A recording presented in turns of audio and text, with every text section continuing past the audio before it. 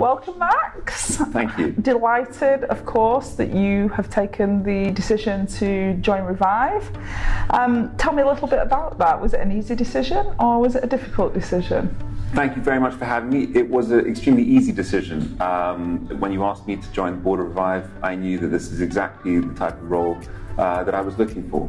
And why is that? Well, I came across REVIV in 2015, actually. I was living in Hong Kong. I was an investment banker.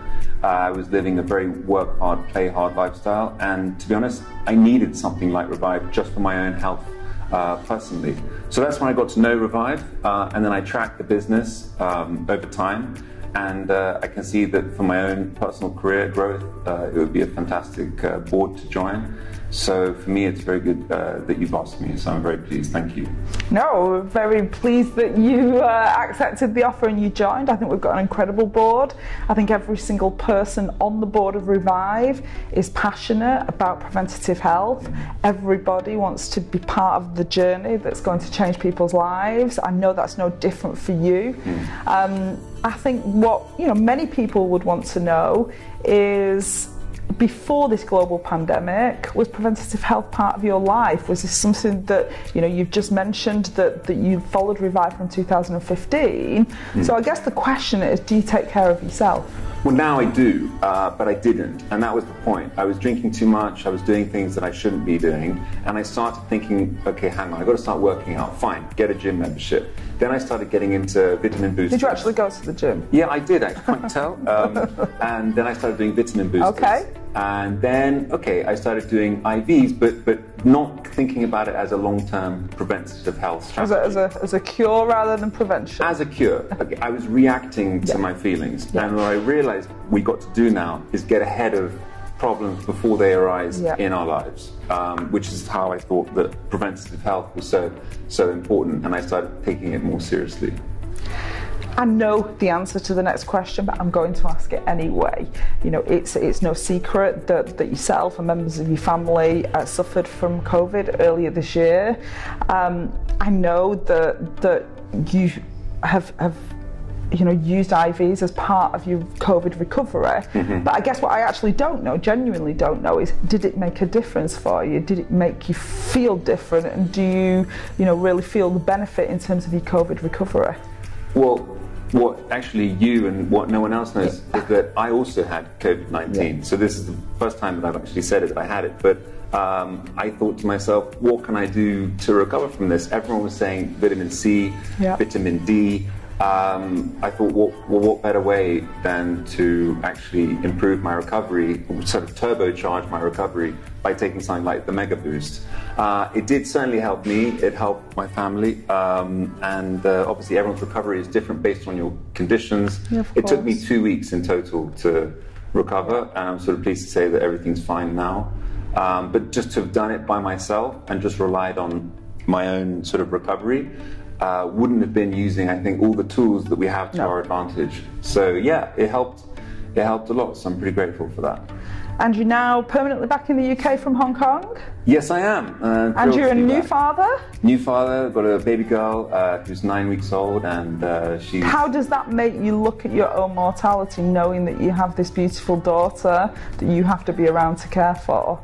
Well, does it make a difference to how you think about your own health? Yes, it does. It absolutely does. I mean, I'm thinking about things like, having a will. I mean, I never thought I would have a will, but it does. It makes me think that I've got to take steps that now obviously impact her future and my family's future. I think it's obviously a challenging time for the world, but I'm pleased to join REVIV because it really has global aspirations. I have quite a global mindset. I lived in Asia for 15 years. I can see the benefits of REVIV, not just in the UK, which obviously has a lot of issues with COVID, but so does everywhere else. So it's really a kind of as the virus can cross borders so easily, I think REVIV can also. Exactly. Can also. And My background, like yours, whilst you were working in a much harder territory than me, I was working in 22 countries across Europe. I think one of the successes of REVIV is the globalisation and not being institutionalised by your home country, so that you see the much broader opportunities. How difficult was your adjustment, or was it an adjustment? You was educated in Asia, is that correct? Partly, yeah. I did an MBA in China at the university. I did my undergrad here. I did an MBA in China 2007 to 9 during the Beijing Olympics. Learned some Mandarin, then stayed in China for another 3 years. So did 5 years in China, and then 7 in Hong Kong. So it was quite a good amount of time, and I'm pleased that I did it. It really changed my whole perspective. Absolutely. On the world. Actually. I couldn't agree more. And for our REVIV Global team, that is a really huge focus for the 2020 and beyond. That every member of the leadership team really has a global perspective as a global company. So coming back to the globe, what I feel and what I see right now is, first of all, I feel blessed that we are in a sector that for the very first time people are listening, truly listening to the story of preventative health. What I also see is some shifts in terms of liquidity in the capital markets. That's evident to me just by the sheer number of venture capital companies that contact me every day. So do you think that we're going to see more of that, more liquidity, more investments in preventative health companies, and even more growth from that sector? Totally. I mean, you're already seeing it. There are companies out there with softwares that are looking to go into things like employee management. Actually, I think REVIV has developed the zone. And I think that's exactly on the money, because to be perfectly frank, things like pandemics and diseases means that the workforce are out of the office, which really just translates to loss, frankly, operational expense for companies. It is therefore a much better strategy for managing your human resources and your corporate wellness to add things like long-term preventative health programs as part of your whole corporate wellness offering, purely because pandemics clearly can happen. Maybe we never thought that they would happen, but they do.